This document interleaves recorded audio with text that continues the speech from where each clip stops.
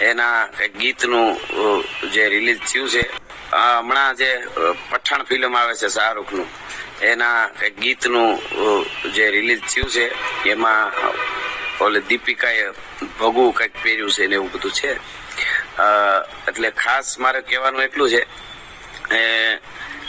ઓલે કે ને પેલા આપણા ભાણામાં માખી ઉડાડાય, એટલે ગુજરાતીઓને બધાને કહું છું, ગુજરાતમાં એ ફિલ્મ રિલીઝ ન જ થવા દેવું જોઈએ આપણે, કારણ કે એને બસ બીજો કોઈ કામ જ ધંધો નથી. ક્યાંક ને ક્યાંક આપણા ભાવના સાથે, આપણી પરંપરા સાથે, સનાતન ધર્મ સાથે, હિન્દુત્વ સાથે કંઈક ને કંઈક ખરાબ કરવું એવું એને નક્કી કરી લીધું બોલિવૂડ વાળાએ.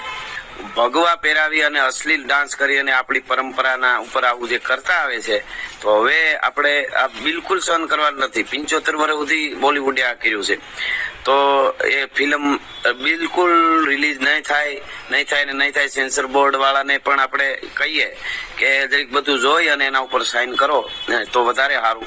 હાથે કરી અને શાંતિ ડોળવાના ધંધા ના કરો. એને ભગવા જ હાથમાં આવે છે સીધા, અને અશ્લીલ હું હવે વધારે મારે કઈ કહેવું નથી, પણ બહુ એની માનસિકતા જે છે એને ઓલો કે ને બધું ખાઈ અને ખરાબ ખાઈ અને એની આખી ઓલી થઈ ગઈ છે. એટલે એને એવું પૂજા કરે છે, પણ એને પૂજા કરે છે અંદરથી, પણ બહાર દેખાતું નથી. એટલે એને દેખાડવાની પણ તૈયારી આપણે રાખવી છે. તો ટૂંકી વાત એ કે શાહરૂખ ખાનના દીપુડીના એ જે ફિલ્મ આવે છે એનું ફિલ્મ કે ગીત રિલીઝ થવા દઈશું નહીં. આ સીધી વાત.